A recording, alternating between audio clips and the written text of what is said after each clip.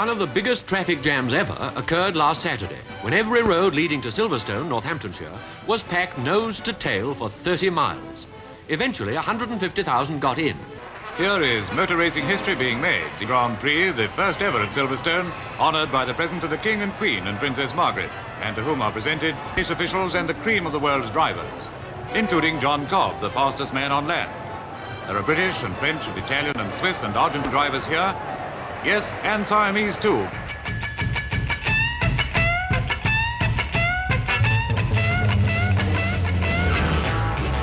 "21 cars are now ready to lap this 70 times. They're lined up at the start, that's the bottom straight on the left there, in 6 rows. The starter snag is braced, and they're away.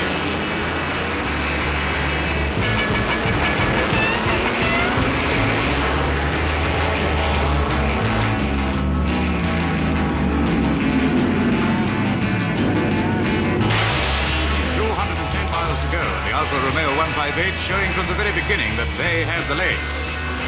Those of Fangio, Farina, Fagioli and Parnell. And so it stays lap after lap while Vera's Maserati leads a howling pack behind. Lap speeds are higher than ever for Silverstone. The leaders clocking steadily between 91 and 92, the remainder in the upper 80s. Number 2 Alfa is on his final lap, and his touring posture shows just how easy it all is.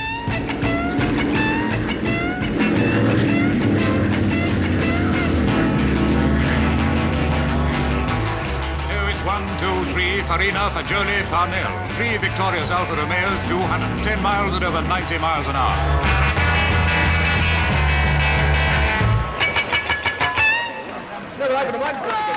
Il Dottore Giuseppe Farina, designer, engineer, and perhaps the fastest driver in Europe. But he finds this a much greater ordeal.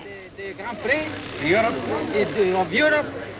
Sono felice di essere ritornato all'Alfa e di riprendere con questo auspicio le corse del 1950.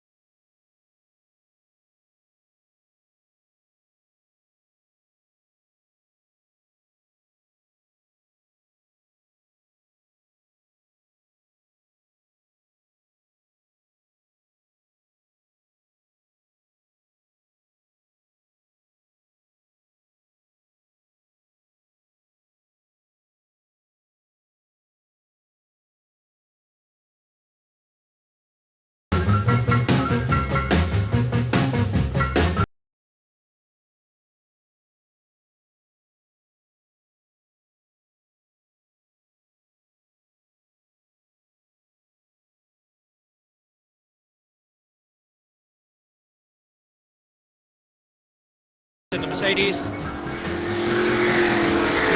there's Fangio, about 3 cars length between them. They've closed right up. Fangio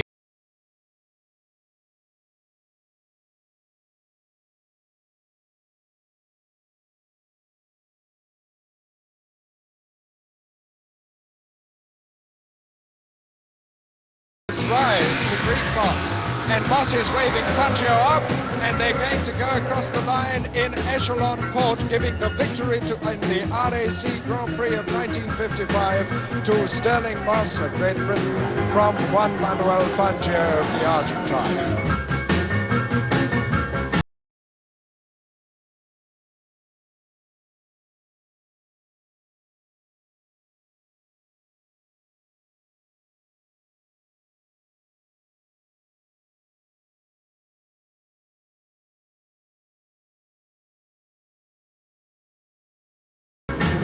Tats corner, Stirling Moss coming up to go into his last lap. And as he flashes past the crowded stands now at something like 110 miles an hour, coming up to the Melling Crossing, the first time in motor racing history that a British driver and a British car has ever won the principal motor racing event in the world. He's coming into his last corner at Tats. He's already acknowledging the cheers of the crowd. And they raise and cheer to a man. Watch it.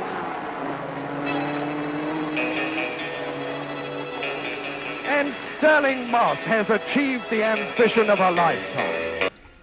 Well, nice piece of motoring, Stirling. You've done it again. Thank you very much. Beaten a lot of chaps. Good chaps, too, on the same car as you had. What do you have? I'll have an orange squash, please. Orange squash for the man, Warren.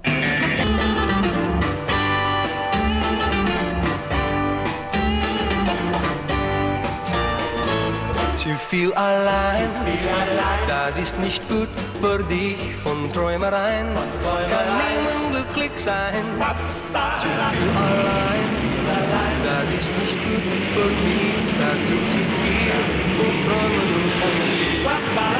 Zu viel allein. Into the south turn, the Ferraris of Hawthorn and Collins lead Fangio's Maserati.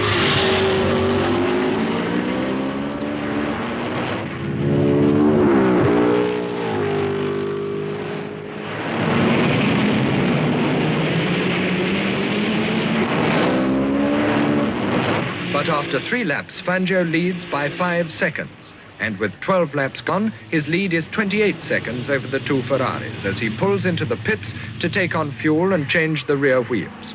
A 52-second pit stop puts him 3/4 of a minute behind Hawthorn and Collins, whose cars can go through the race non-stop. 10 laps to go and 45 seconds to pick up. Fangio begins the race of his life. For 3 laps, he makes no headway. But on lap 16, the gap is down to 33 seconds. On lap 19 to 13.5.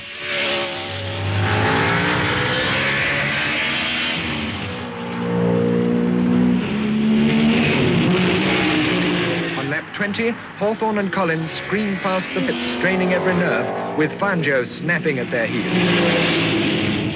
Into the south turn, and he's closer still.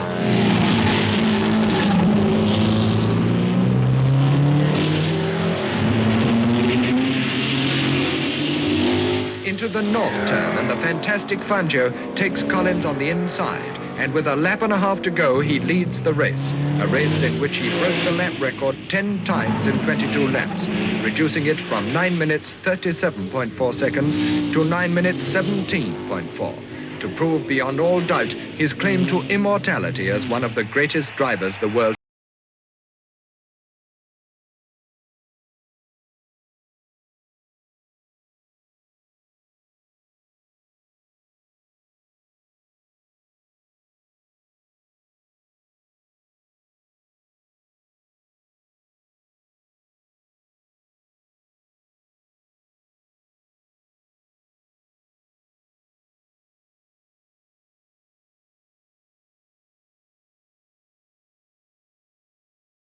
Fantastic year that's been. World champion Juan Fangio retires. He names Stirling Moss as his likely successor. But Moss, ever the runner-up, faces fierce rivalry from Mike Hawthorn.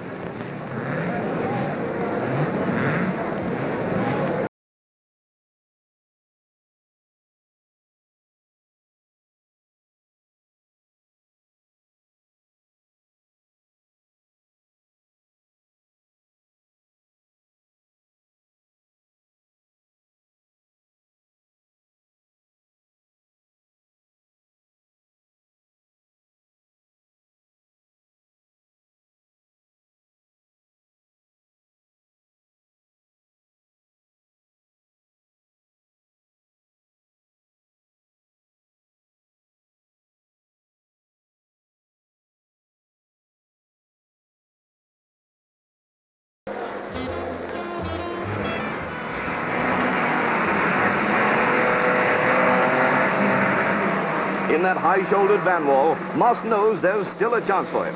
He has to win, drive the fastest lap, and keep Hawthorn out. But Hawthorn sticks close to him. Everything else goes Moss's way. He leads, he drives the fastest lap. He'll win the world title if Hawthorn cracks.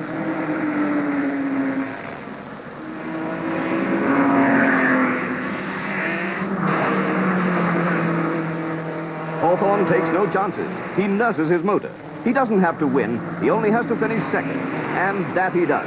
Just for once, the man placed second is more important than the winner.